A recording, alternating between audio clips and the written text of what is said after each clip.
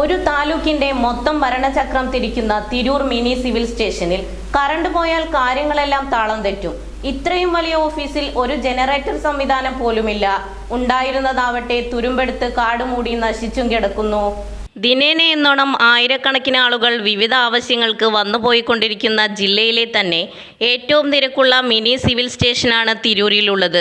ഏറ്റവും കൂടുതൽ സൗകര്യപ്പെടുത്തേണ്ടുന്ന Tirur mini civil station ഇപ്പോഴും ഒരു വികസനവും എത്താത്ത രൂപത്തിലാണ് നിലനിൽക്കുന്നത്.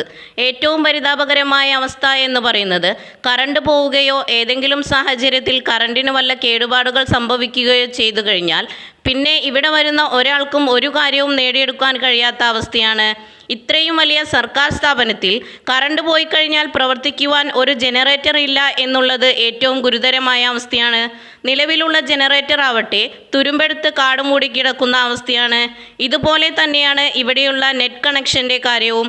ഇത്രയും വലിയ ഓഫീസിൽ ഒരു ജനറേറ്റർ പോലും ഇല്ലാത്ത ഈ ദുരവസ്ഥ ആരും അറിയാത്തതാണോ അതോ അറിഞ്ഞിട്ടും അറിയാത്ത പോലെ നടിക്കുകയാണോ എന്നറിയില്ല.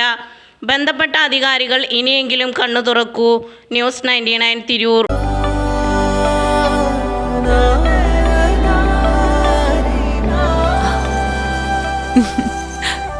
ആചാരങ്ങളും ആഘോഷങ്ങളും പലപ്പോഴും പലതാണ്.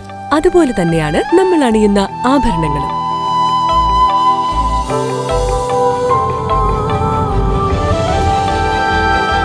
ജീവിതത്തിലെ ഓരോ നിമിഷങ്ങളും അവിസ്മരണീയമാക്കുന്നു ആസാദ് ഗോൾഡ് ആൻഡ് ഡയമണ്ട്സ്.